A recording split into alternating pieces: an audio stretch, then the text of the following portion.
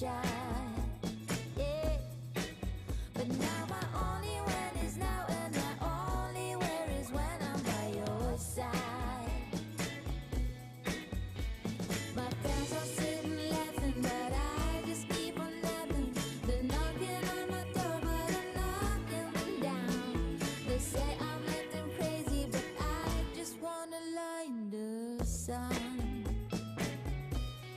Lie in the sun, yeah.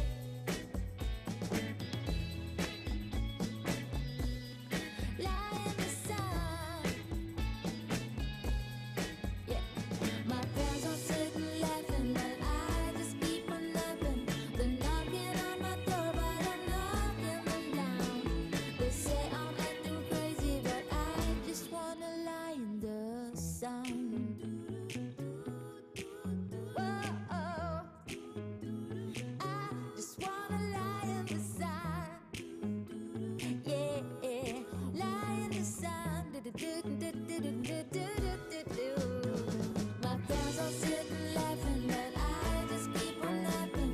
They're knocking on my door, but I'm knocking them down. They say I'm acting crazy, but I just wanna lie in the sun.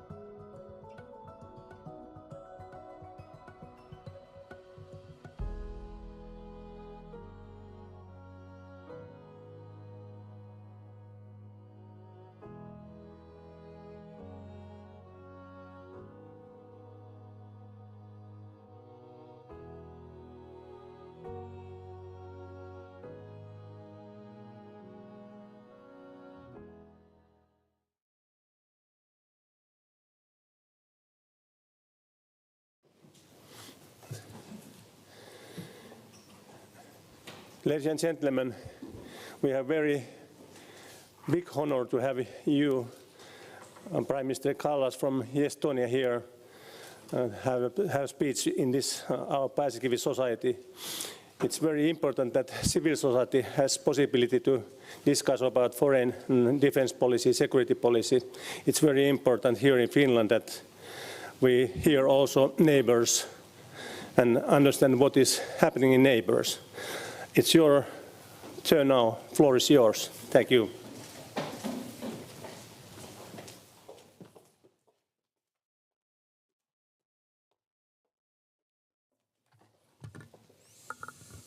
Kiitos. Hyvät ystävät, kiitos kutsusta. Minulla on suuri kunnia puhua täällä tänään Paasikivi-seuran korkea-arvoisan yleisön edessä. Mä nyt vaihtan englanniksi. You might wonder why I titled this speech The Battle of Our Time. This is the reference to the scene from The Lord of the Rings, where Gandalf and Pippin are standing at the balcony of Minas Tirith, looking east. And Gandalf tells the young hobbit, "We have come to it in the end, the great battle of our time." The wizard knew the challenges ahead. He knew what would happen if the forces of good failed. He knew that no effort was to be spared to make the world safe for the living. So let us ask, do we grasp the magnitude of what is happening in Ukraine and what is at stake here? Is our response adequate? And what would be the price of failure? Open war of aggression and annexation is back in Europe. This war is not just about Ukraine. It is about international rules-based order and the future of security architecture in Europe. Let us keep in mind that Russia targeted the ultimatums to us, to NATO and EU member states. That was in December last year. Back then, the Kremlin demanded an end to NATO's open door policy. It demanded that NATO returns to its pre-1997 borders. And it demanded limiting military equipment on the territories of sovereign countries. To achieve their aims, Russia has shown the willingness to resort to military force. Things that we thought belonged to the history are happening yet again in Europe. Atrocities that we thought were the memories of the past have become the nightmares of today. In Ukraine, Russia is targeting civilians, is destroying civilian infrastructure. Masses are being killed, raped, tortured, and deported. This is no accident, but a feature of the Russian way of war. We are witnessing state-orchestrated war crimes. The Kremlin made it clear that their aim is to wipe Ukraine off the map. Denazification is the example of its hate speech, an official Russian label of the policy of destruction of the Ukrainian state and its people. This is all too similar to incitement to commit genocide, a distinct crime whether or not genocide actually follows. As such, calls are working. In the areas of that are liberated by the Ukrainians, we see evidence of mass killings, torture, rape, deportations. In this part of Europe, we remember the face of Russia's occupation finally and painfully well. Imperialism and colonialism are the Kremlin's long-term ideologies. They did not emerge on the 24th of February. The warning signs and deeds were long there. Russia justifies and wields its actions under the label of liberating people, liberating those who have not asked for liberation. They justify this with the defeat of Nazi Germany and with the explanation of the Soviet Union, helped to save Europe and the world from Nazism. But they always forget to mention that it was Soviet Union together with the Nazi Germany who started the World War II altogether. It was Moscow who attacked Poland on the 17th of September 1939 and Finland on the 30th of November. History matters. Although the Soviet Union collapsed, its imperialistic ideology never did. While our history books were rewritten when the Soviet Union collapsed, this was not the case for Russia. While the crimes of Nazism have been widely condemned across the world and tried before tribunals, this has not been the case for communist crimes. We had the Tokyo and Nuremberg tribunals, but there was never a Moscow tribunal. Instead, Putin has built a strong revival of Stalinism, and as a result, the opinion polls tell us that 70% of Russians approve of Stalin and its policies. If people admire dictators, there is no obstacle of becoming one or submitting to one. If people's minds and eyes are shut to the past atrocities, there are no limits to committing new ones in the future. This is exactly what we see Russian soldiers doing right now in Ukraine. Ladies and gentlemen, Estonia has a border with Russia, so does Finland. We both have a long history with our mutual neighbor. Large countries can make mistakes and survive. For small ones, the margin of error is much smaller. The policy to stop Russian aggression in Ukraine is an existential matter to us. In the last century, Estonia and Finland had a very different experience with Russia's violent imperialism. I want to pay a tribute to Finland, who decided to fight in 1939. Finland lost a lot of territory and a lot of people, but you retained something sacred. You retained your statehood. Estonian volunteers of the Infantry Regiment 200 were fighting in the continuation war under the banner Soome vabaduse ja Eesti au eest, Suomen vapauden ja Viron kunnian puolesta. Estonian freedom was gone. They were fighting for its honor. Finland lost a lot, but Estonia lost all. We lost our territory, we lost our freedom, and we lost the fifth of our population to Soviet terror. And we felt we were forgotten and abandoned behind the Iron Curtain for half of a century. We have learned few things from this. First, you have to fight for your freedom, whatever the odds, because not fighting is much worse. Today, Ukrainians are proving the same thing to the entire world every single day. Second, if you want peace, you must prepare for war. Estonia has been spending 2% of its GDP on defense for many years. By next year, Estonia's defense spending will be approximately 3%. By 2024, it will be over 3% of our GDP. Like Finland, we have retained a conscription service, and our armed forces are based on reserves.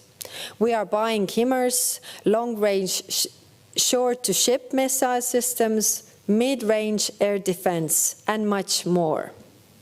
And third, when we restored our independence after 50 years of occupation, we decided we will be never alone again. Never without allies, never without friends. That's why we are in the European Union. That's why we are in NATO. Dear friends, Estonia was among the first to ratify Finnish and Swedish membership in NATO. Finnish membership in the alliance will open up new horizons in our country's bilateral as well as Nordic-Baltic regional defense cooperation. Most Finns live in the southern part of Finland, and most Estonians live in the northern part of Estonia. This is the reason, in one sentence, to strengthen our bilateral defense cooperation. Today, at the joint seminar of our two governments, we discussed the report of our future bilateral relations. The report covers a lot of issues, but it lacks one chapter. It does not touch security and defense. It was written before the 24th of February and published in March. In the future, security must be front and center of our cooperation, especially as it is linked to so many other areas: energy security, cybersecurity, critical infrastructure protection.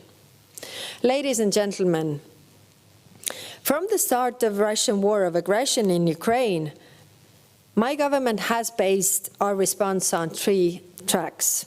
First, supporting Ukraine militarily, politically, economically. Second, increasing the price of aggression, isolating Russia, and ensuring that no impunity is awarded of war criminals.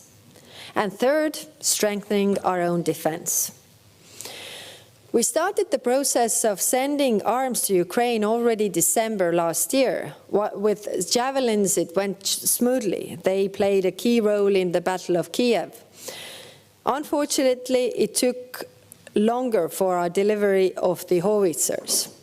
Now let's imagine a scenario where the free world had sent the arms and ammunition we are sending now, already in January or February.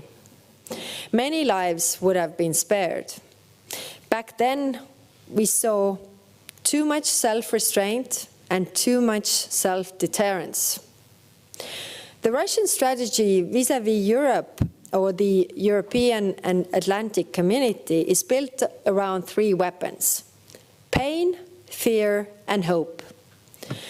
The pain of starving Europe from energy, fear of nuclear war, and hope to pressure Ukraine into peace agreement, granting Russia parts of conquered territory. So what should our response be? When it comes to the pain inflicted on us by Russia with the energy weapon, we will survive and we will prosper. Russian aggression has demonstrated what happens when you connect to partners who weaponize your trust. Trust may come at the price, but it's a price worth paying. The European Union and its member states have learned the lessons from dependence on Russian fossil fuels, and there has been a sharp move away from it. Concerning fear, let's remember what Franklin Delano Roosevelt said: the only thing we have to be afraid of is fear itself. If we allow nuclear blackmail to work even just for once, we will wake up in much dangerous world. So why not call for peace? What about freezing the conflict and looking for a diplomatic solution? I really hope that Europe has learned the lessons from appeasement and learned that the appeasement only strengthens the aggressor. And the aggressor will never stop unless it's stopped. The longer it takes, the harder it gets. In Estonia, we know from our painful history what Russian peace really means. It means executions, it means torture, it means deportations. Any pause today in Ukraine would allow Russia to prepare, to regroup, and only to continue their aggression later. And in the end, we would be, paraphrasing Churchill, have both dishonor and war. After all, we had the chance to prevent the future aggressions by Russia in 2008 and 2014. But the response from the free world then was weak. Principles were exchanged for cash, truth for gas. And the aggressor's confidence only grew. And now we have come to this, a large-scale genocidal war. As for peace, unless Kremlin gives up its goal of conquering new territories in Ukraine, it is difficult to believe in the prospect of real peace talks. I do not believe in the goodwill of a war criminal or an outright aggressor. As President von der Leyen recently said, and I quote, "This is the time for us to sow resolve, not appeasement," end of quote. Ukraine has shown that this war is winnable, but it needs our support, military, political, moral, and economical.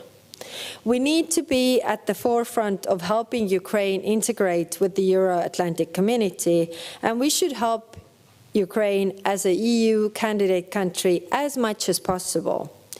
Ukraine needs to be rebuilt, and we must find a way to use Russia's frozen assets for this already now. Of course, strictly based on the rule of law. And we must support Ukrainians' path to NATO membership based on commitments made in Bucharest in 2008 and in Madrid in 2022. Ukraine's full post-war Euro-Atlantic integration is fundamental for its future and also essential for the European security architecture. The perpetrators of this war of aggression and other war crimes committed in Ukraine need to be brought to justice. The International Criminal Court has an important role here, but we need to also establish a separate tribunal for the crimes of aggression, as the International Criminal Court does not have the jurisdiction over this crime. The EU should play a leading role here. And finally, we should not take our attention away from strengthening our own defense. And we must not forget that Russia is also waging a hybrid war on us. Cyber war, energy war, information war. It hopes that high energy prices and flow of refugees will weaken public support to Ukraine and leave us with less resources to support it. Russia is spreading disinformation globally. It keeps interfering in our elections and weaponizing dependencies. It keeps targeting us by cyber attacks. Freedom from Russian dependency also means freedom from Russian blackmail. Let me come back to the question I posed at the start. What is at stake in Ukraine? It is our own freedom we are protecting. It is the freedom from repressions, freedom from war crimes, freedom to decide over our own security arrangements and foreign policy direction. This freedom is not cost-free. Ukrainians are paying with their lives. We pay in euros and must keep repeating ourselves that gas might be expensive, but freedom is priceless. I will wrap up two short sentences I know you all agree with. Slava Ukraini and Suomi Naton.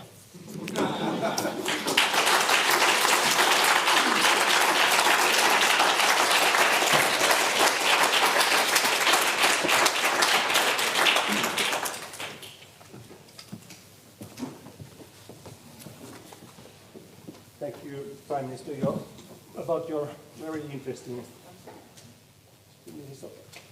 This is open now. Okay. Thank you, Mrs. Prime Minister, about your very interesting speech. It's very important for us to hear how you in Estonia see the situation and the world situation now. First of all, I want to thank you very much about your support of our NATO process. It is very important that you are behind us. And I will say that at this time, still, it's very important for us that both Sweden and Finland goes together into NATO. I think it's also for NATO a better way to handle this situation. I hope that we can we can reach a situation where both are, as fast as possible, members of the NATO. You mentioned that it is important to have Russia's war crimes and crimes against humanity into the International Crime Court. Do you really think that it is possible, for example, to have Mr. Putin there? Kiitos kysymyksestä. Yes, there are two types of, I mean, I'm a lawyer by profession, so therefore I have looked into this.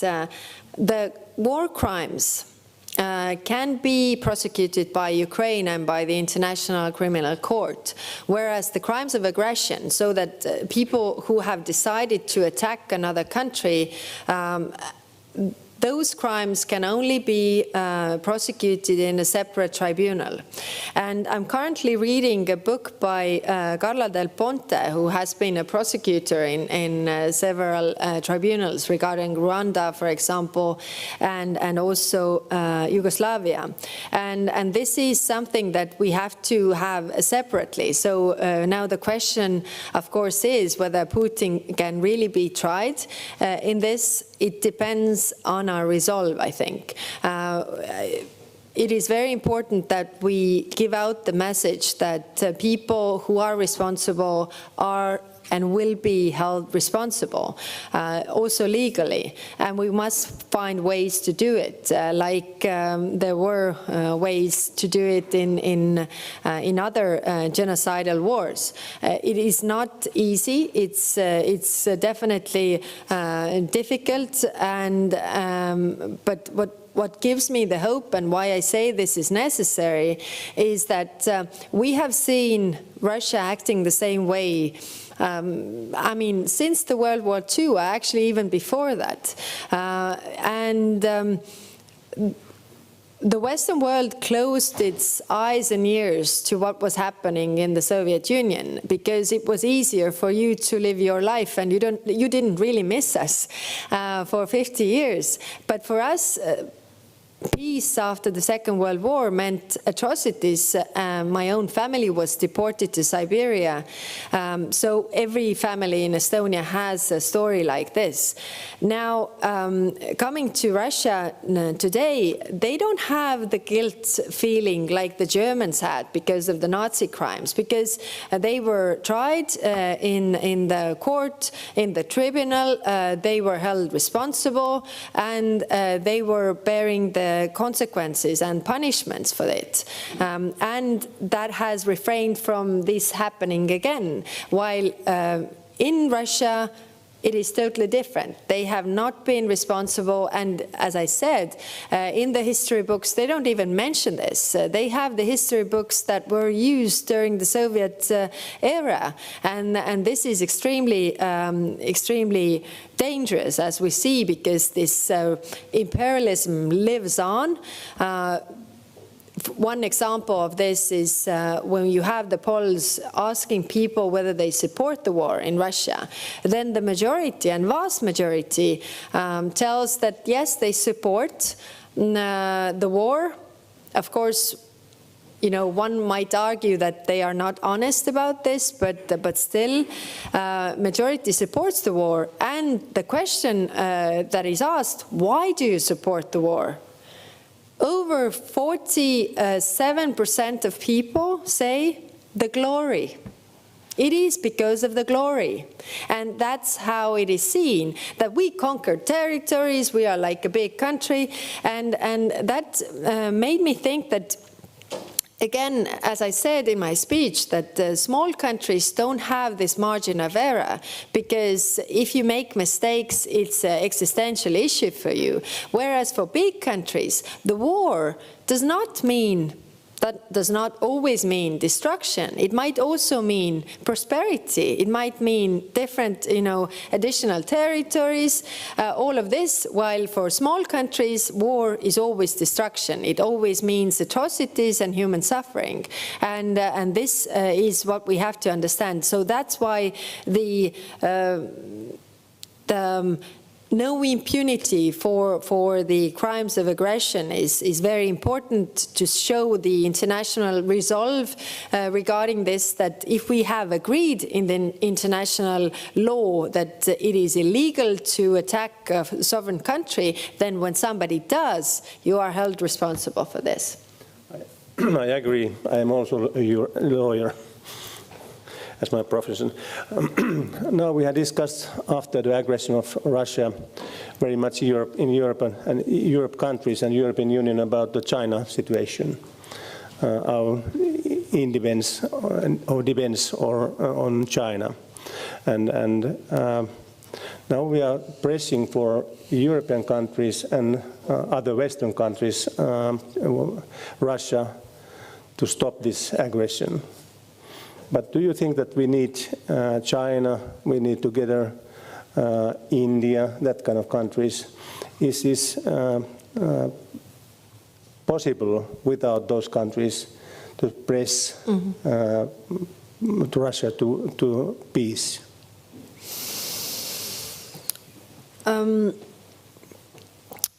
I think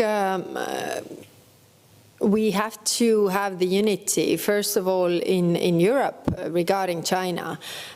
We have said in NATO that while Russia is the most direct threat to European security, China is a rival and competitive rival. What China is looking very clearly right now is what is the response of the global community of the Russian crimes and war waged on its neighbor. Just bring you this example. Why I'm saying about or talking about the international rules-based order all the time is that when Estonia was member of the UN Security Council, then I was chairing the first ever cybersecurity meeting.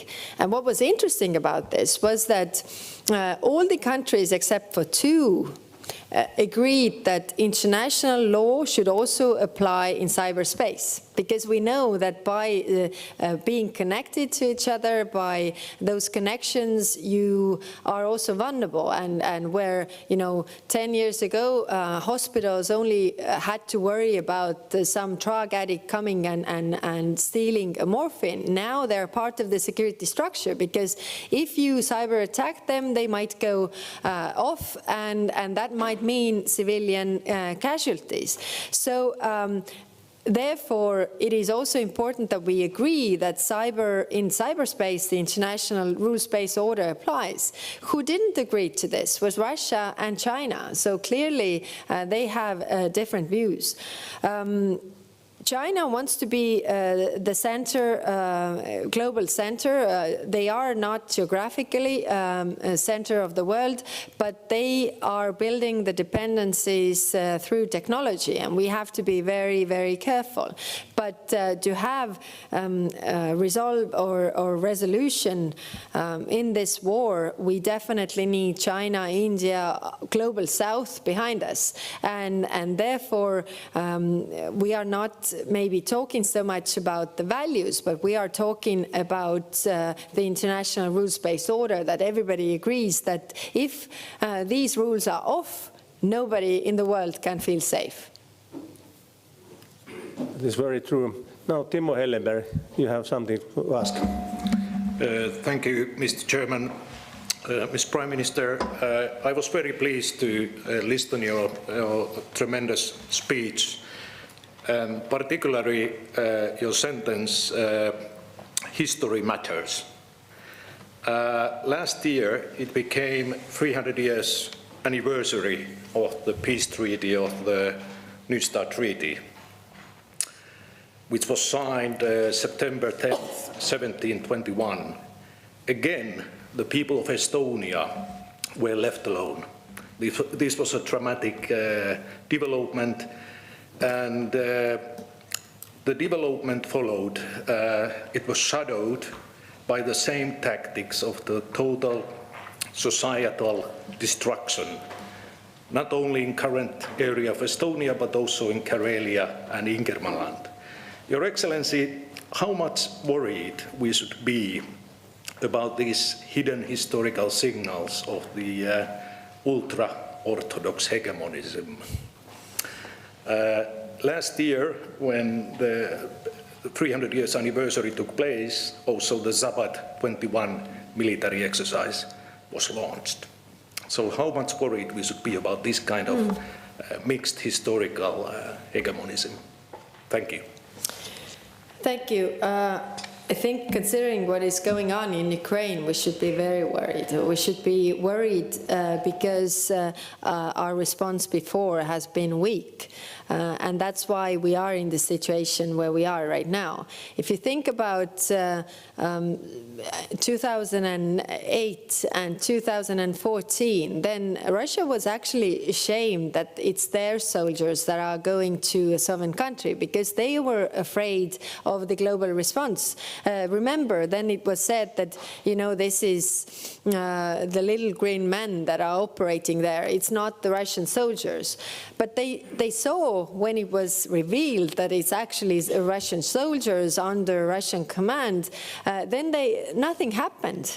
Nothing happened. Nobody was held responsible. So they said, okay, this works, so we can go. And every next time they are more bolder, they are taking more steps, and that's why we see a full-scale war going on in Ukraine right now, not hiding that they are attacking.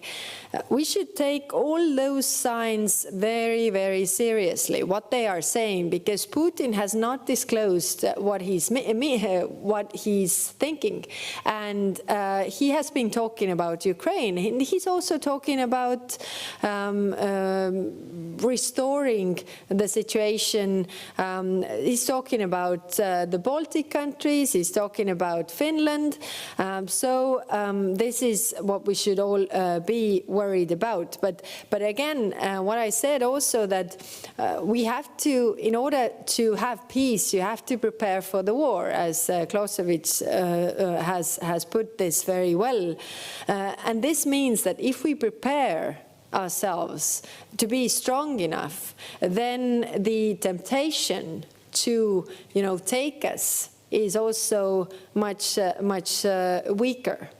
And what we also have to understand is that we have to talk about this as well, that we are strong, so we are not afraid of you, and make the decisions. And as I said before, it is also important how we react to this war. And this is dependent on what happens next. If we have a very strong response, there will be no next. And that's actually our goal. Thank you. And then Mr. Kopra, Member of Parliament of Finland. Thank you, Mr. Chairman, and thank you, Mrs. Kallas. I agree with your speech, with everything you have said. I was wondering when you said about the leadership of Russia and what Russian people think about the war, and that 47% of them support it because of the glory.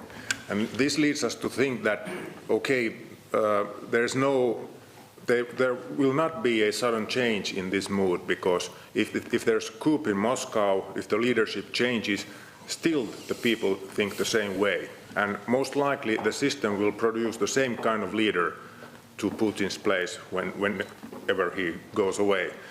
And this means that the democratization of Russia is not in foreseeable future.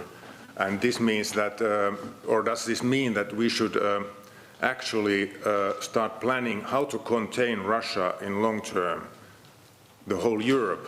How can we contain them? Because they will not change very fast. And should we join our efforts more decisively in the EU to develop a strategy how to contain Russia, and how could we get France and Germany decisively with this plan? Because sometimes it feels that they're not so much in this mess or so deep in this as Finland and Estonia are. Yes, a very, very good question. I have framed this as smart containment. I don't believe the democratization of Russia. It's just different. I mean, you can't somehow import it. I mean, the way they have operated over, I mean, centuries is dictatorship, and in dictatorship, dictator only cares about keeping the cronies around him happy, keeping the oligarchs happy, and keeping the army happy. So and also eliminating all the possible alternatives, so that if the army and the cronies are not happy, then they start to look around that, okay, this guy does not take us to the right direction, so who do we turn to? But there's no one, because it has all been taken care of. As it is deep within, then I don't think it's going to change in a very short-term future. But I think why I believe that this element to it is the way we are holding responsible for the crimes of aggression. Why this is so important, the legal response to it. It is because, you know, the tribunal, the process, the publication of the crimes really committed, and what it also inflicts on the Russian people. I mean, we were occupied for 50 years, and one thing that we know is that Russian people are they are used to suffering, so they don't really care or rise up to that. But if the army is not happy, there could be a change. But again, they will turn to a next strong leader. The smart containment, I think it's very important because, and it's also our role to try to bring all the member states on board, because it is different whether Russia is your neighbor and you're seeing this much closer than to those countries for whom this war seems further away. And usually when I go to Germany or France, then I always pick a spot and show that actually Berlin is much closer to Ukraine than we are. You are closer to this war than we are.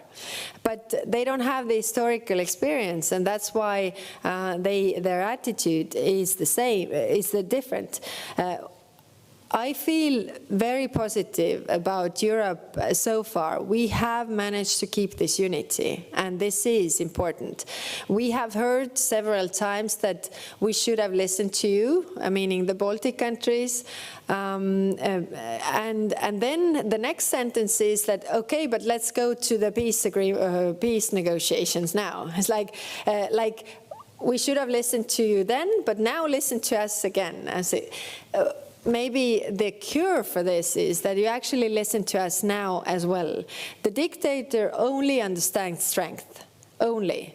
So the only response that we can give is a strong response to show that we are not afraid. You cannot terrorize us. We are not refraining from our decisions, and we will hold you accountable for what you do, because it's the matter of international rules-based order, and there we need resolve from all the member states. And as to Germany and France, I will not be part of, bashing them regarding their decisions, because especially Germany, I mean, they have made a complete turnaround of their policies, and it has required a lot. And what you have to keep in mind that all of the European countries are democracies. In democracy, you have debates. You know this very well from your NATO's accession process, and it takes time. So that they will eventually get to the decisions, the problematic side is, of course, that Ukraine does not have that much time, so we need to really act fast. But I also understand that for a small country, it is much easier to make the decisions fast and execute them, whereas for a bigger country, it takes more time. Thank you. And then next one is Atte Kaleva, olkaa hyvä. Thank you, Chairman. Thank you so much, Prime Minister Kallas, for your very strong words. And I agree completely, as Mr. Jukka Kopra here also. My question is, when we think about, you were mentioning Germany after World War II, there was a big shift in the mindset of the ordinary Germans, going from this kind of imperialistic Herrenvolk attitude, but it required a lot. They suffered heavily. There was a total defeat in the war. They suffered, and then they made this lustration process that they were sort of making amendment with the past, but they also owned their own guilt. So when I look at Russia, I don't see this kind of process happening there.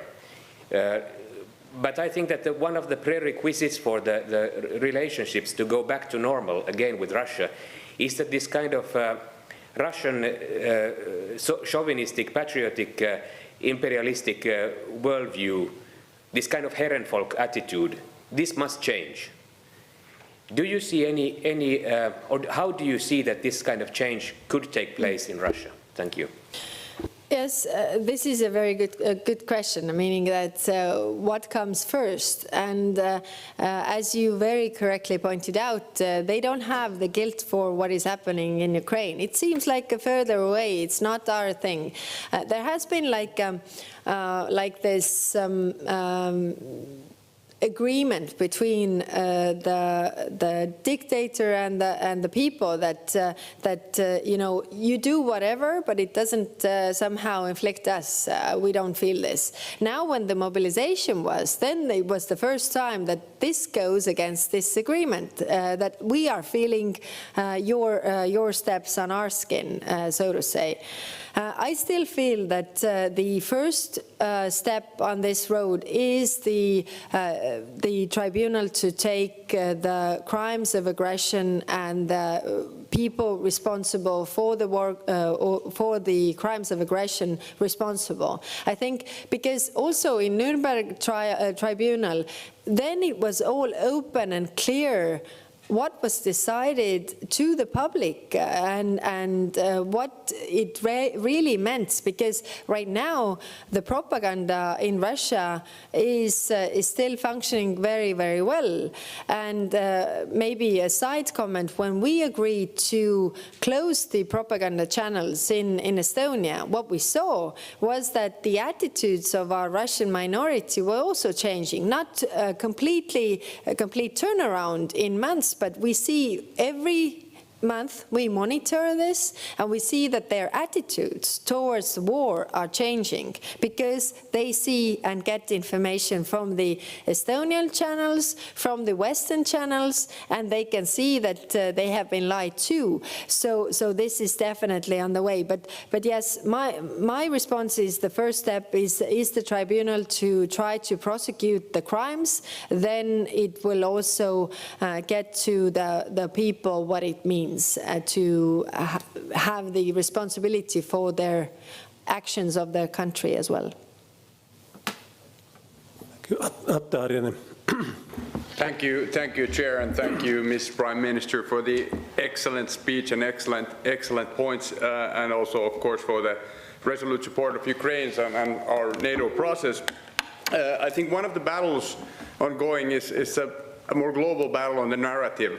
And there Russia is actually succeeding to some extent. We see absentee votes in the UN, and we see the narrative of, like, cynical narrative of Russian way of portraying the war in Ukraine, gaining some ground in countries away from Europe, for example.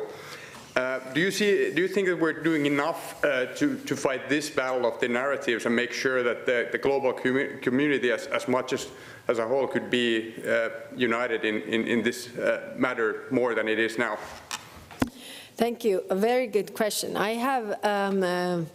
I have the comparison from the 2014.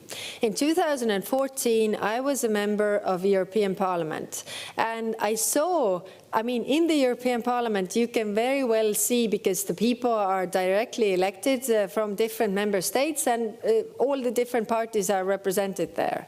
And I saw, to my surprise, how this Russian narrative actually was much widely somehow taken up than what is really happening. And I saw there that what is so clear for us is not clear for all the other member states, because they have a different history. And for peace, for example, why there was this Minsk agreement and all of this is that the peace for majority of Europe, France, Germany, Italy, peace after the Second World War meant that those countries were building up their economies, the well-being of the people. I mean, lives were continuing. Whereas we also had peace, but we were occupied. And therefore, we were suffering atrocities, although there was peace. And this understanding, I think, it's not really widely known. We don't know so much about each other's history, and we should know much, much more. So this is something. I don't entirely agree with you that globally Russian narrative is winning, because even this voting yesterday, it was still the side of the majority was on the side that Russia has to pay reparations, although we have to find a way how to do it. But this was the response. So the narratives, they are very good at this. I agree with you, but we have to fight this all the time. I bring this example. We see all the time that Russia, gets something out, and then who takes this up? One example: the global hunger. Russia was the first to mention that there's going to be a global hunger if we don't lift the sanctions. There are no sanctions on the grains, on the cereals, no sanctions. But they were saying that it's a global hunger that's going to. And everybody is taking up this narrative. Although if I look at the numbers, if I look at the global grain production, and the share of Ukraine is like 2% of total global world grain production. So it can't cause a global hunger. But the narrative was living, and if you at the same time look what the Russian propaganda channels are saying, there was Margarita Simonyan who said that hunger is our last hope. They were so cynical to say that, we are using this hunger so that you would lift the sanctions. But again, we were still able to fight this narrative. And now we see the narrative coming from different places is that, okay, this war has been continuing for some time. Now sit down and negotiate. And this is all for the benefit of Russia, because they need a pause. Ukrainians don't need the pause. They need the pause to regroup, to get their act together, to move forward, and we should not give them that. And the other narrative that is flying is that winter is coming. Winter is going to be super hard on Ukraine. We have to agree on something. Again, the war started in winter. Ukrainians will survive. They are ready. The ones who are not ready are the Russians. So they need the pause. So we have to always be looking behind those ideas. And one more other point that we have to keep in mind, Russia is using the tactics that they have used for long. There was a Soviet foreign minister, Alexei Gromyko, who said that their negotiation tactics are based on 3 elements. First, you do not meekly ask, but demand something that has never been yours. Second, present threats, ultimatums. And third, do not give 1 inch in negotiations, because there will always be people in the West who will offer you something that you didn't have before, and in the end you will have 1/3 or even 1/2 of something you didn't have before, so it actually pays off. And this is from the start, when the threat was there that they're going to attack Ukraine. And then I had questions. So what should the West do in order to de-escalate? I mean, the West has not done anything for them to attack Ukraine. What should Ukraine give so that it would de-escalate? I mean, they are not the ones attacking Russia. They have been attacked. They are defending their home. And again, what should we give so that Russia could save their face? I mean, don't worry about their face, because they have propaganda channels. I mean, they could go on TV and say that great success, Ukraine didn't invade Russia, so we won this war. And they will be just fine with this, because people will believe. Thank you. Thank you. Now it's possible for one question. If there is coming not from audience, I ask one little small question. Just one. Okay, you. So I'm a young teenager, and your speech was really touching for me. So I want to ask, what's your message to us teenagers and children who are scared and even hopeless about this situation in Ukraine? Thank you. Could you say, Valtteri, your whole name?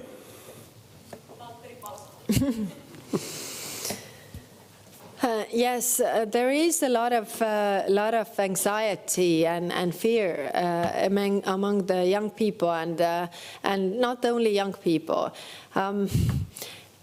Last year we celebrated 30 years of regaining our independence, so 30 years being free again. And as a prime minister, I asked the teenagers to write me letters regarding this time, what they think about this time 30 years back, how they see Estonia right now. And when I was reading those letters, it resonated with me that they did not have the fear that we had when I was a teenager, because when we got our independence back, and we were like all the time afraid that the war is coming, that my parents will be sent to Siberia, all these atrocities that were going on in our history. And then when I was reading those letters from our teenagers, I understood that they are exactly the same like the teenagers in Finland or Germany or France, because they are not afraid. Freedom is for granted for them. They don't have the fears. And I felt that we have done something right, because you don't have the fears. You can live normally your teenager life. And now this is back again. And the only thing we as adults can do is to be very strong in this response, and to say that actually right now we don't have anything to be afraid of if we are very strong in our response. We are investing in our defense. Finland, Estonia, a lot of European countries. And we are investing in defense so that it would never be needed, because we would not be attacked. So I'm sorry that I can't take your fears and anxiety away totally, but I promise you that we do our utmost so that the war will not expand in any way. Thank you. Okay. Thank you very much about this interesting and important time. There have been very interesting questions and very interesting answers from you. Thank you very much. I turn my question in the next time. Okay. Thank you. Kiitos.